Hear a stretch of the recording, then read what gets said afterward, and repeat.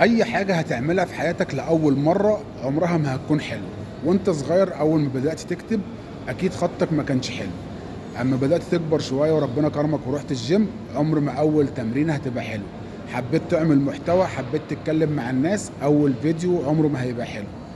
سلام عليكم. الفيديو ده انا عامله عشان في ناس كتير دخلت لي على الخاص وكلمتني قالت لي احنا عايزين نطلع على السوشيال ميديا وعايزين نتعلم، بس احنا ما عندناش الجراءة وخايفين من الناس وخايفين الناس تتريق علينا وي وي وي كلام زي كده.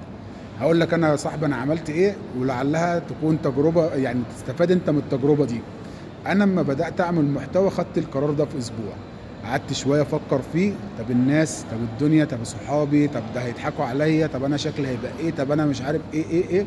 المهم من الاخر كده دخلت على شات جي بي تي وقعدت اتكلم معاه، قلت له انا عايز اعمل محتوى اقدم فيه فايده للناس واتكلم مع الناس والناس تستفاد مني وابقى شكل محترم وابتدي اعمل محتوى كويس. قعدنا نتكلم انا وهو، وبصراحه فادني كتير.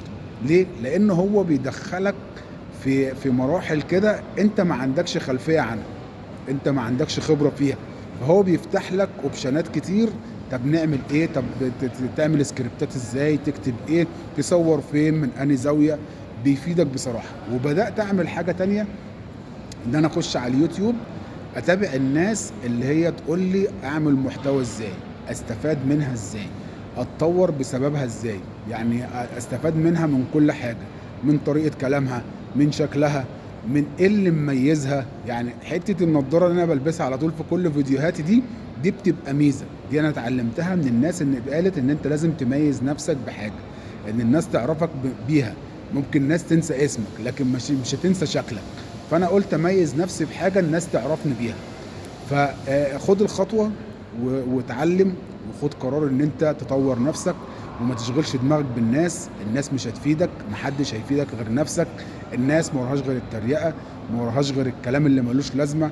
قرب من الناس اللي تكبرك وتطورك، قرب من الناس اللي تشجعك، قرب من الناس اللي تحفزك، مش الناس اللي تحبطك. الناس اللي تحبطك وتتريق عليك او الناس دي خرجها من حياتك، اركنهم كده على جنب وقول لهم انتوا مش بتوعي، انتوا مش شبهي، وخد طريقك.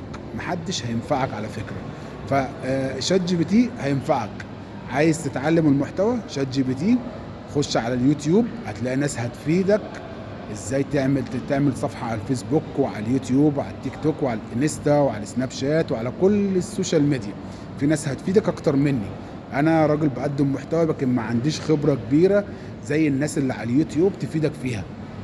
فيا صاحبي من الاخر خد الخطوة، خد القرار، اكبر واسعى واكبر. ومفيش حد هيفيدك في الدنيا دي. وشيل ودانك من الناس واقطع ودانك عن الناس وكبر دماغك عن الناس. كلام الناس لا بيقدم ولا يأخر، على رأي جورج وسوف.